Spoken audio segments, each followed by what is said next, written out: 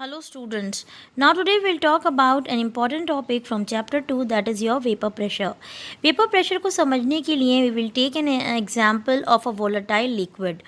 Volatile liquid का सबसे simple example is your water. So हम water से start करेंगे.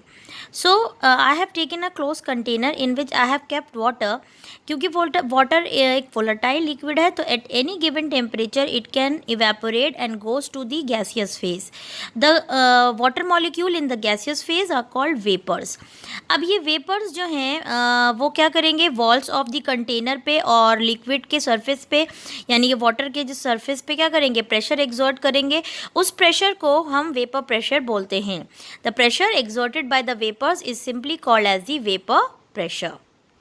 So if you notice that the container is closed, तो ये जो आपके vapors हैं तो जब वो लेड से टकराएंगे they will condense over there.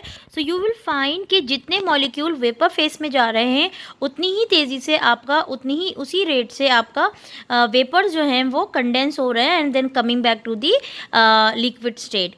So we can find that when the rate of evaporation is equal to the rate of condensation, so we can say the equilibrium is established or equilibrium is achieved.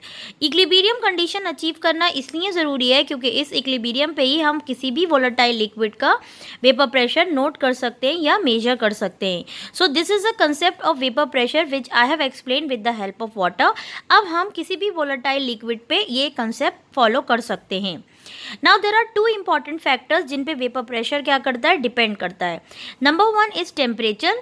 जैसे जैसे temperature बढ़ेगा vapour pressure of the liquid increases because कोई भी volatile liquid temperature increase करने से ज़्यादा vapour form में exist करेगा और उतना ज़्यादा जब ज़्यादा नंबर ऑफ वेपर मॉलिक्यूल्स होंगे तो आपके ज़्यादा वेपर प्रेशर होगा.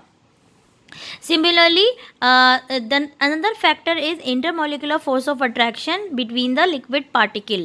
जैसे जैसे intermolecular force of attraction between the liquid particle जो होगा अगर weak होगा तो the volatile liquid can evaporate easily and goes to the vapor form as more number of vapor molecules are formed, so it will have more vapor pressure.